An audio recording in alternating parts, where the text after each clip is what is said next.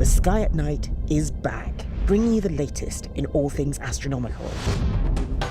There's been a lot going on since our last episode, and one particular object caught our eye. The biggest story to hit the news since we've been off air was about an asteroid called 2024YR4, the City Killer. An asteroid that had the potential of hitting Earth in 2032. The headlines were everywhere. Now, an asteroid spotted late last year is now being carefully tracked. Scientists are trying to work out whether there's a chance of it hitting the Earth. Astronomers estimate that the space rock is roughly the size of a football field. Suddenly, the night sky wasn't a place of comfort. With that asteroid out there and its potential to change life as we know it, looking up at the night sky wasn't a place of quiet contemplation, but a place to fear. So the level of damage that an asteroid the same size as 2024YR4 could cause really depends on where it hits. We're probably talking about the destruction of a city were it to hit the land. Something you really don't want landing on top of you. Not enough to wipe out dinosaurs or cause a global shift in climate, but big enough that you want to avoid it for sure. But what lies behind the headlines? And are we prepared for an asteroid strike? Welcome to the Sky at Night.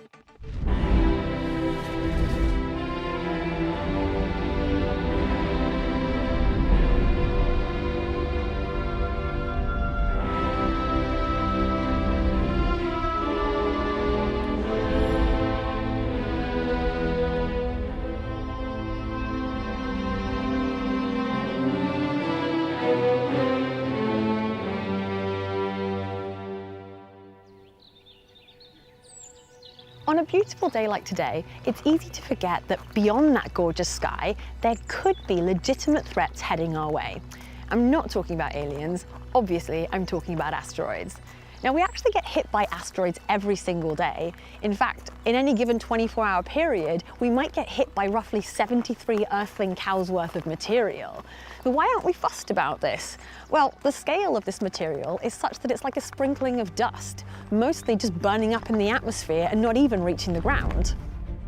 Bigger things do hit us too. The asteroid that wiped out the dinosaurs a while back was tens of kilometers across, and something that size is expected to hit us roughly every 100 million years. But between these extremes, mass extinction event, rather nice light show, you have your mid-size asteroids. Now, your mid-size asteroid could cause a heat blast capable of vaporizing solid rock. We're talking wind speeds 5 times the strongest hurricanes. We're talking a shockwave that could flatten buildings for hundreds of miles. That would mean a city the size of London and the surrounding areas, maybe even as far as Kent, gone. Now, at the start of this year, we thought there was just such an asteroid coming our way when asteroid 2024YR4 was spotted. Now, at the time, it was still over 30 million miles away, but it looked like it was on course to collide with us in 2032. It has since been downgraded, and we're now pretty confident it's actually going to be a near miss. However, what it did provide is a practice run, like a fire drill or even an asteroid drill, if you will, so that when the real threat does come along, we know what to do.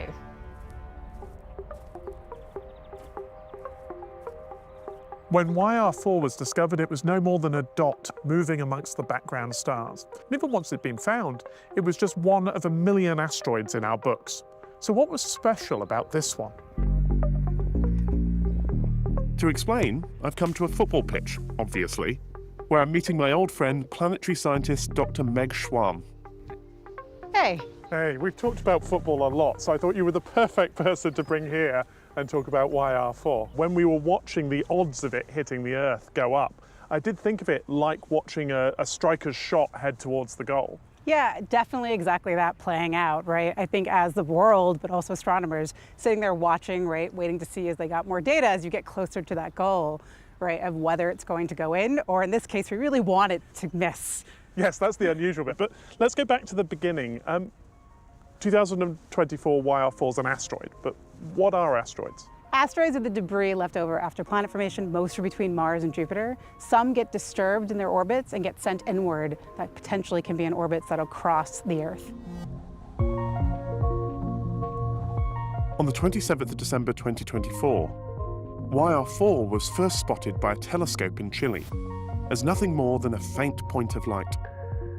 It soon gathered a lot of attention, as calculations showed it had around a 1% chance of hitting Earth. So in January, other astronomers jumped on this and started trying to observe it. Everybody was jumping on it. Amateur astronomers, anyone with a telescope at a time was jumping on this, because very few objects have jumped above that 1%. And when it hits that level for the size that we thought this object might be, which is about 30 to 90 meters, that's when we start worrying, because that's where you could do damage on a city scale. What happened to the odds of YR4 hitting us? It went up. And it went up a lot. It went from about 1.2% to 2.8 or over 3% roughly. And so that might feel really scary, right? So it is interesting, I think, the fact that we went from a low probability and then it rose before dropping off. I think it's easy to get the impression that somebody made an error, but that's not what happened. No, it's really trying to understand where, right, in space the Earth is compared to where we think all the possible orbits that this object could have. Well, I really think we can explain this with football, but I decided neither you nor I should kick a ball. So Definitely not. I've got some students here. Gabe, come here. I feel like we're bringing on a substitute. Someone much better skilled. So if we get Gabe to kick the ball towards the goal, at first, we don't have much information about where it's going, whether it's going in or not. Tracking the asteroid after it was first spotted is like freezing the ball just after Gabe kicks it. It might go in the goal, but the goal makes up just one small part of the area the ball could end up in. For YR4, the odds of hitting Earth were 1%. No, we've got an initial idea of position, right? Right when it's kicked. We have an idea of the velocity, but it can go any direction. But a little bit later on, we've got more information as the ball heads towards the goal. Right, because if you could just stop the ball for a second in midair, you now can see more where it's headed. You have extra information. You have another data point, right? You have another position, another possible velocity. This additional data narrows the ellipse, removing much of the area outside the goal. The goal now takes up more of the remaining ellipse, and so the odds of a hit go up. Things are getting exciting. For YR4, it was over 3%. And that's what happened here. We ruled out parts of space where the Earth wasn't, and so the probability of impact went up. And then if we let the shot play out... The third freeze frame shows the ellipse has reduced down again. We're now sure the ball will miss the goal. Bad luck, Gabe. And YR4 will miss the Earth. And it was observations from one of the most advanced telescopes on Earth that told us that this asteroid would not score. And so we have the additional data from the Very Large Telescope helped, because that helped with all the other observations to give us enough of the trajectory to show it's going to come close, but it's just going to eke away and not hit the goal. But it's still close. It's not like it missed by miles. No, and there's even a small chance this object could still hit the moon. That'd be pretty spectacular, wouldn't it? Yes, but not threaten the Earth in any way. It would just be a good show. If we even see it, it might be the far side of the moon and we see nothing. I promised I'd say, by the way, that Gabe missed that on purpose for us, but I think the demo really works, and it's good to know that YR4 too is missing. Yeah, but the threat's still there. There's many other objects in the size that can do damage to cities that we still don't know about. But the nice thing is there are telescopes searching the skies nightly to try to find these objects. I enjoyed that. Good. It's a bit like Ted Lasso. We brought in an American to explain football to us. While multiple observations allowed us to confidently predict a miss for YR4, one day there will be a direct hit. So what can we do if we know an asteroid strike is imminent? Maggie's taking a tea break to explain. Hollywood movies are full of ideas of how we might handle an asteroid strike. But in the world of reality, what tools do we have in our toolkit?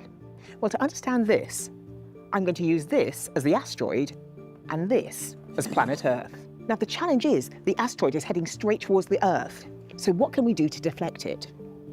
Well, there's a number of different techniques out there, and the first one is the nudge method. So, they're good. The first one is we want to use a projectile to hit the asteroid. When this happens, we'll transfer some momentum to the asteroid, and it will be deflected and hopefully won't hit planet Earth.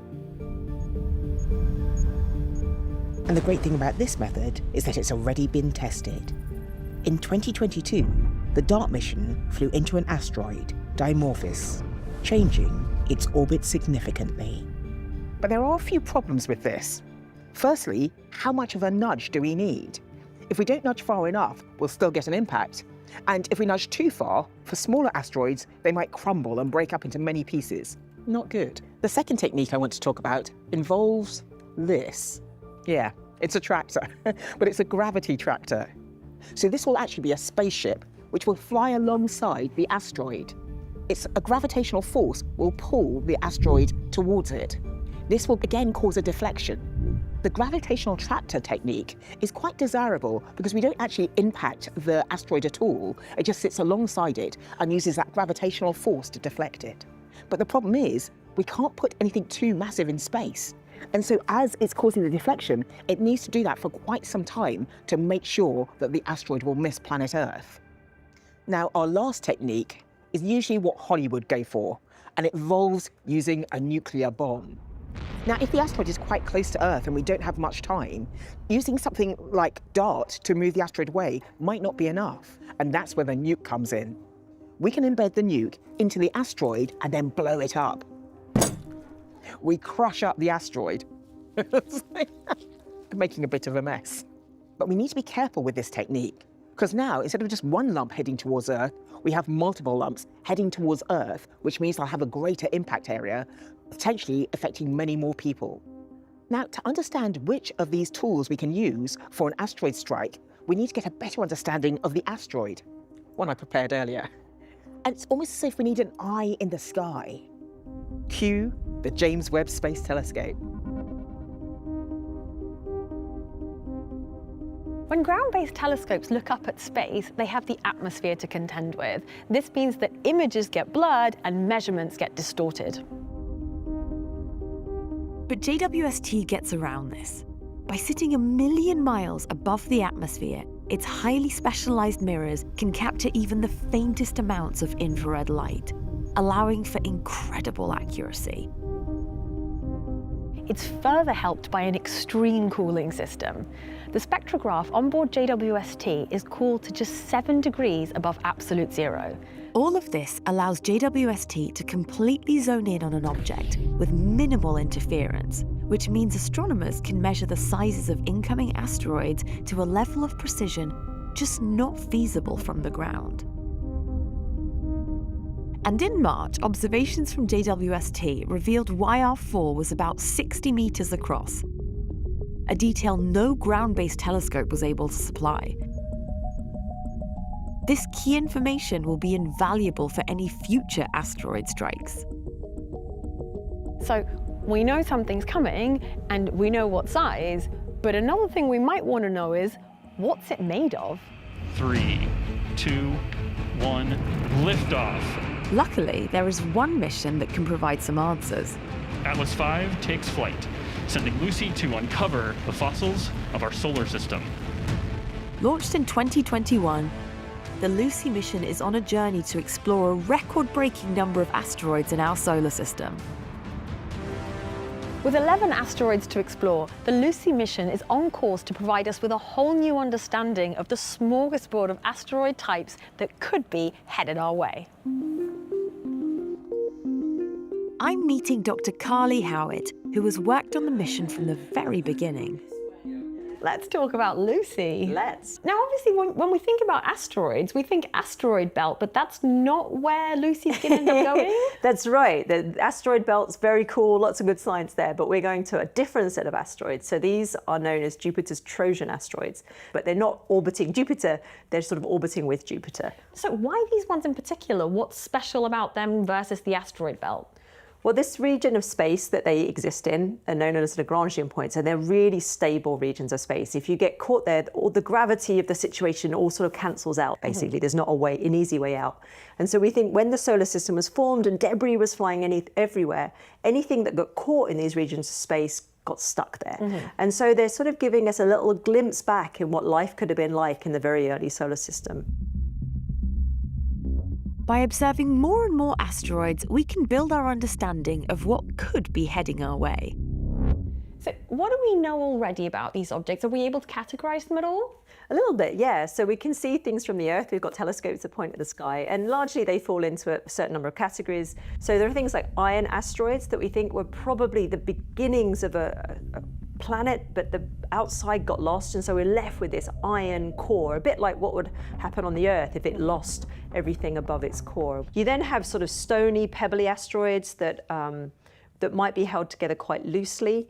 And then what we're looking at with the Lucy mission, which are primitive asteroids, so asteroids that have stayed a long way from the sun. They haven't had that thermal change that the sun might produce, and we don't really know what's going on in their interior, and that's something we're going to go and try and find out. So when we understand more about each of those classes, we'll have a better idea of, in the future, if something is perhaps going to be a bit of a threat, how to categorize it. So how is Lucy going to be telling us more about what these asteroids are made of then? So it's a difficult thing to see inside an asteroid, especially if you're doing a flyby. But we can tell a lot just by looking at the surface. So we have some cameras, we have black and white cameras and color cameras, but we also have ways of understanding what the composition is. So we have an infrared spectrometer, which measures those compositional fingerprints, and we can understand what the surface is made from that. And then we have a thermal camera on there as well. And so by putting all of these pieces of information together, along with the brightness and the shape and all that sort of good stuff, we're going to be able to get a really good idea of what's going on in these asteroids in a way that we haven't been able to until now. How does this help us in the context of maybe a future YR4 type threat? So the more we know about asteroids, the better, right? So if we understand what they're made from, if we understand what they typically look like, all of those things can help us develop our models of how these asteroids evolve in their orbits over a matter of time. So when something starts threatening the Earth, it comes close to the Earth, the details matter. We can know what they look like. If we know what their interiors are like, we can start modeling those very fine effects in a lot better detail. When we get all this information about these asteroids, how does it help us reduce the unknown unknowns?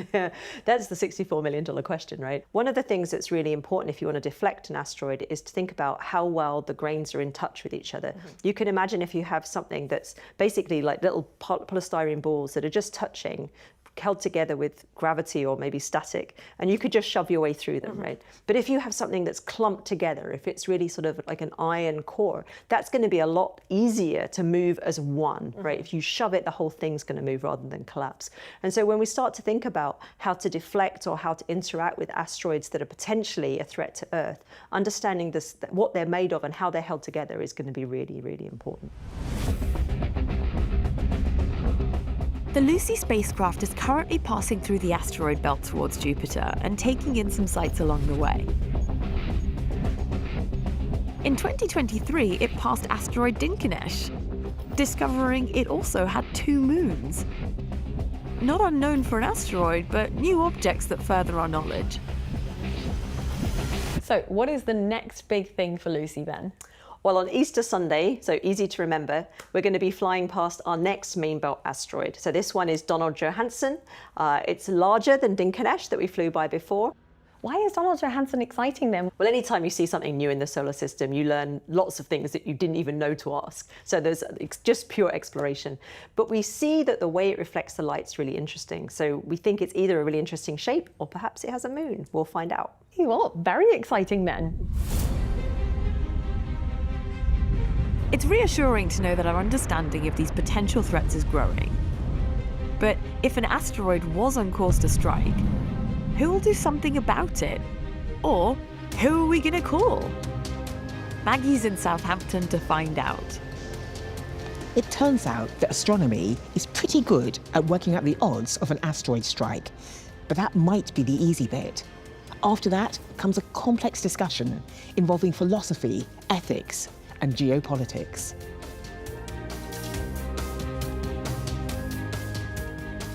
I'm meeting Professor Hugh Lewis, who represents the UK on a global approach to asteroid threats. Nice to meet you.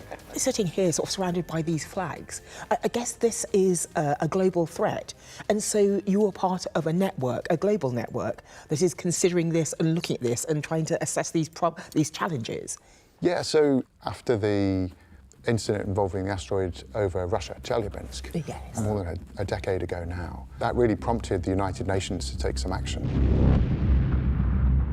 The UN were reacting to an 18-metre asteroid that flashed across Chelyabinsk in 2013.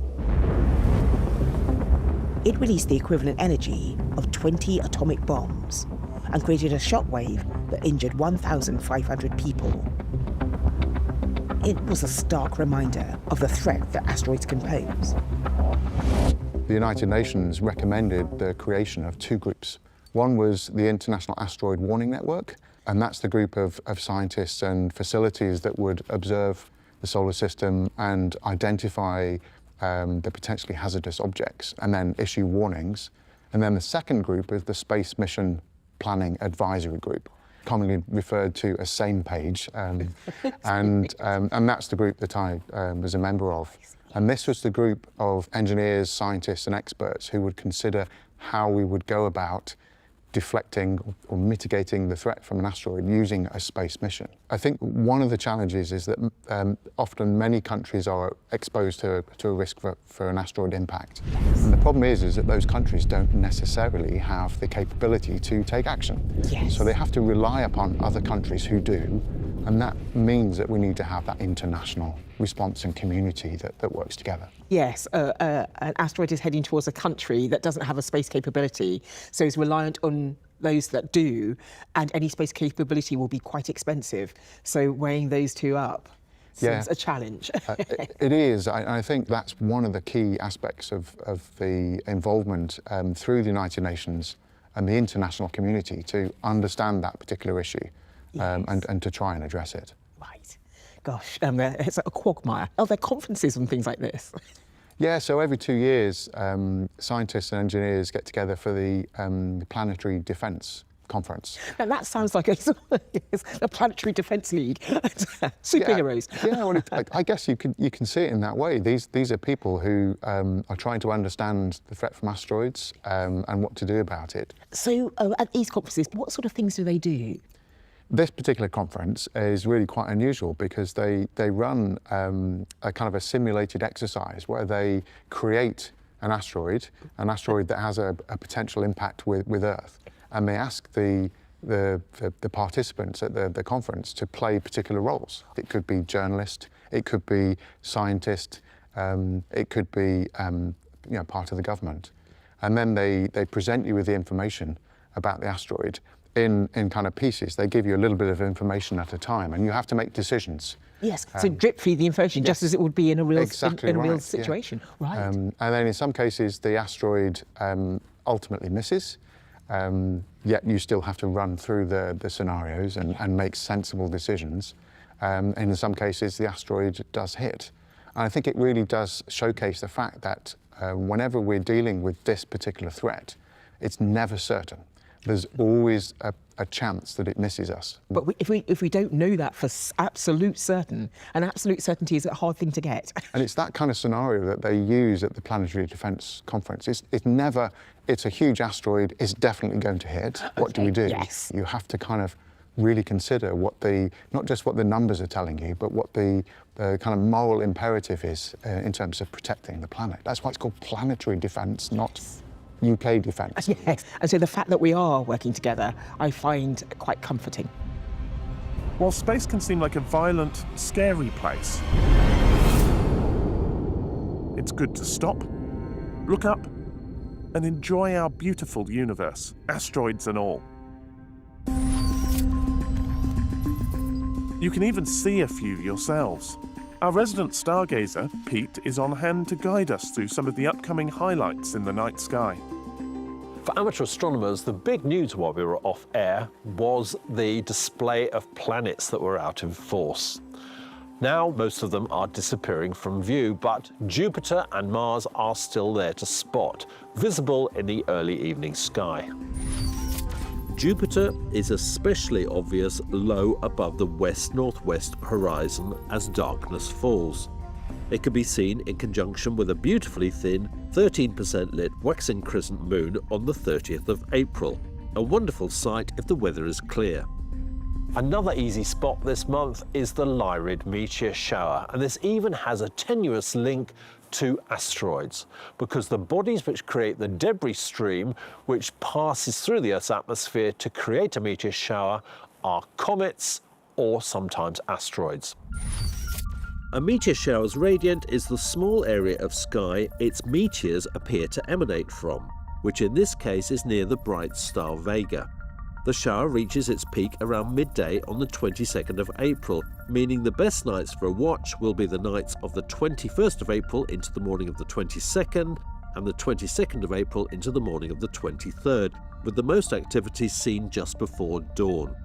Watching Lyrid meteors is a fairly relaxed affair. All you have to do is make yourself comfortable, find a good dark location, and keep watching the sky. Look at a height about 2/3 of the way up the sky in any direction.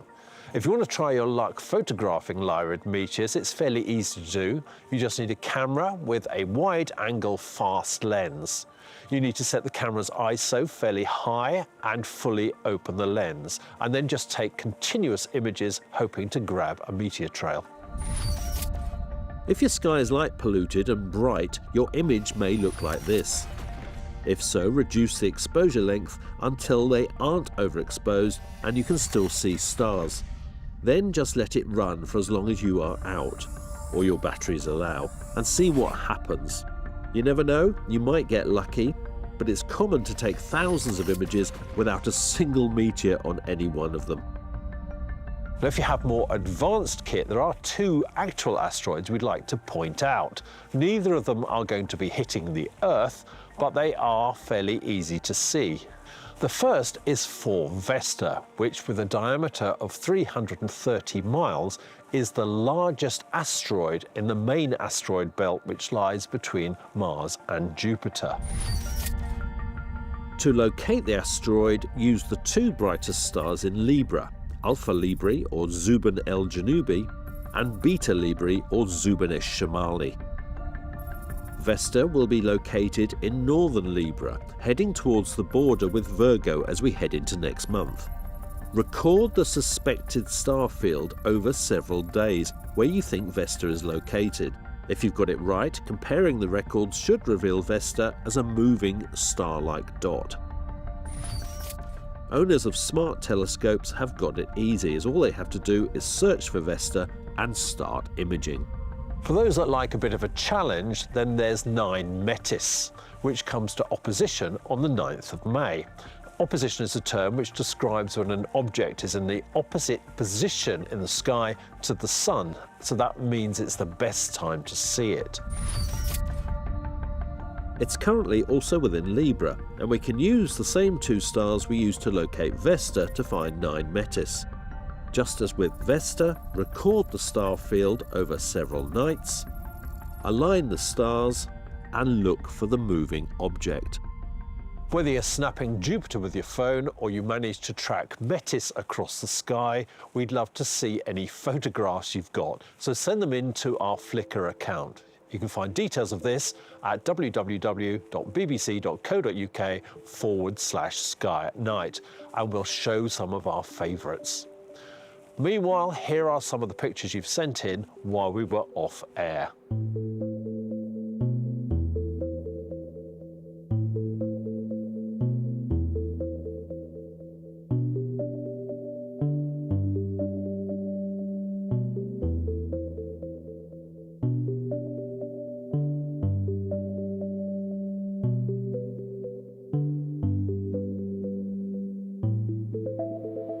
Happy stargazing. Good night.